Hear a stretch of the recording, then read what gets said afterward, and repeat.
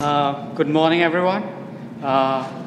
Thanks, Matthew, for inviting us here. We're excited, especially to be with all of you and to talk about this upcoming area and really defining the Internet of Food.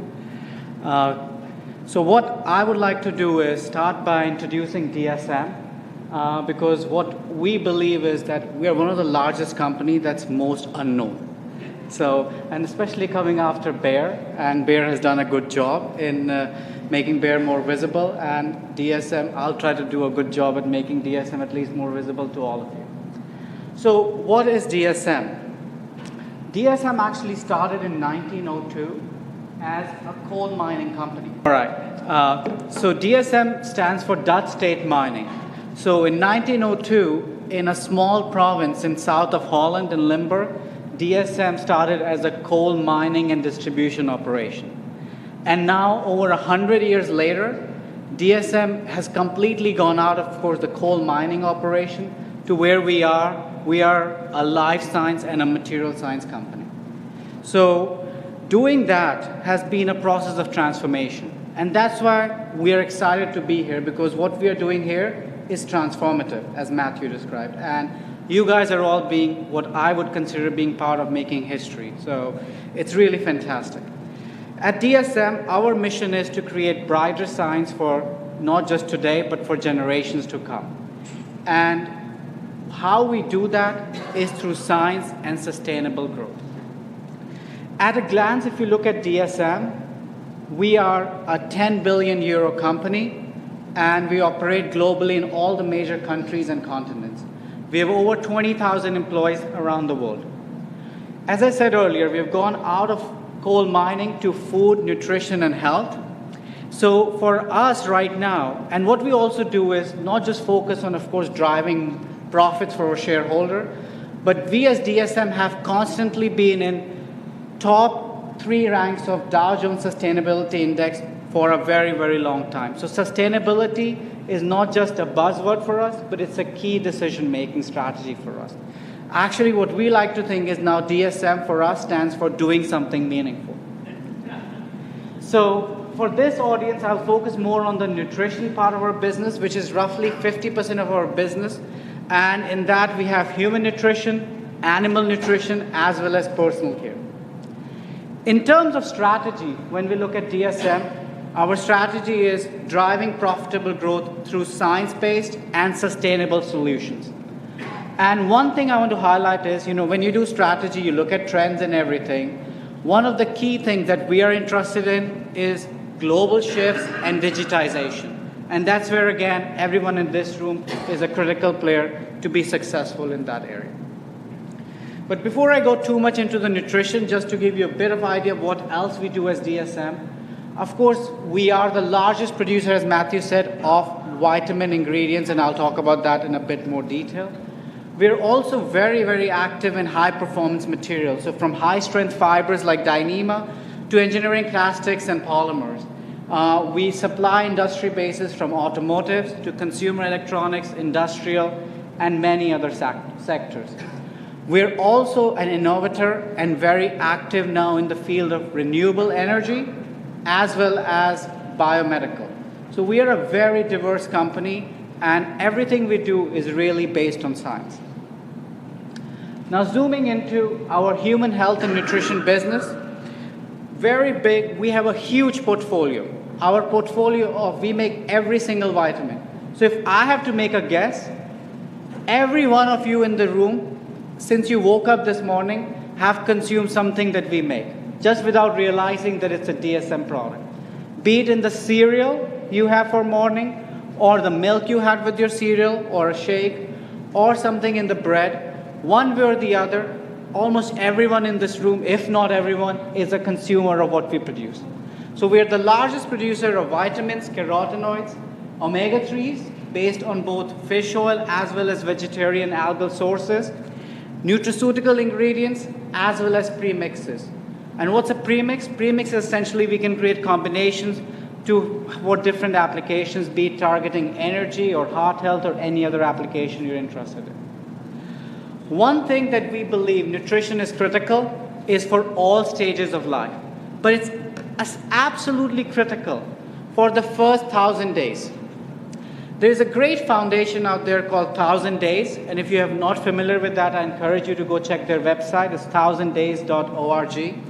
And they have done great, extensive research. And what that research has shown is that the first 1,000 days, which starts from the conception to the first 1,000 days of a child's life, in terms of nutrition, is so critical that if a child doesn't get the right level of nutrition, they are 10 times more likely to be at the worst end in fighting a disease, and sometimes those diseases could be life-threatening.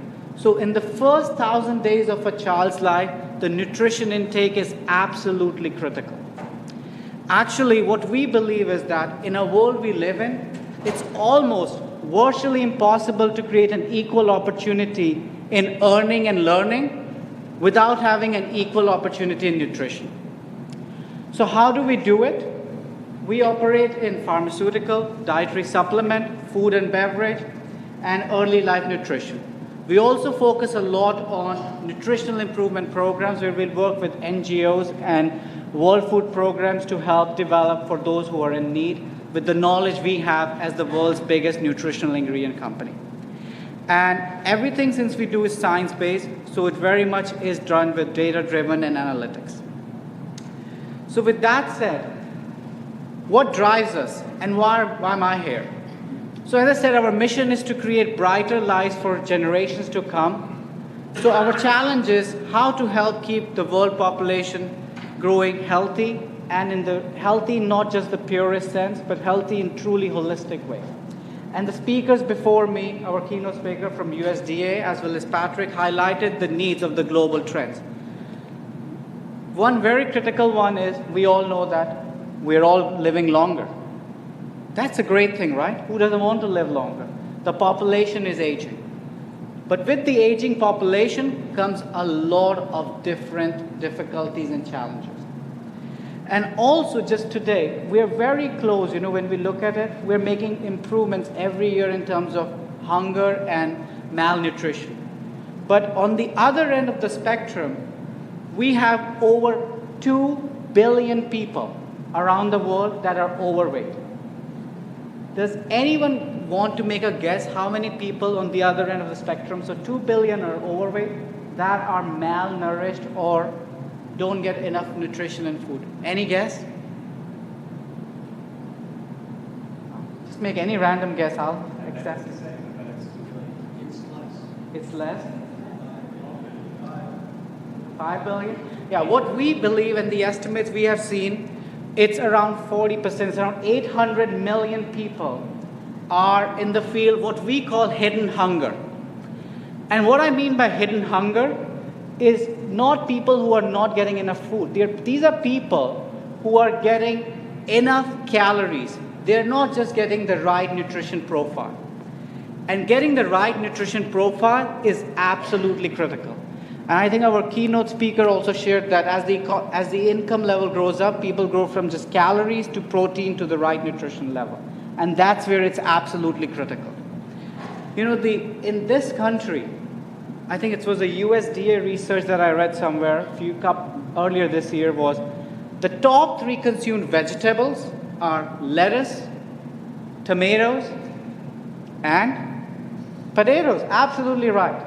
So, we should thank McDonald's and Pizza Hut for giving us the vegetables that we are all consuming, because that's what our top 3 consumed vegetables are. So, with all of this, how does the Internet of Food comes into play?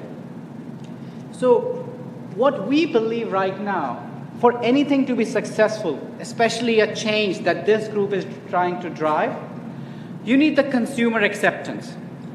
And right now, if we look at it, with the advent of Fitbits, the iWatches, and all the wearable technology, there is the level of consumer acceptance. We all are on apps where we click and share data all the time.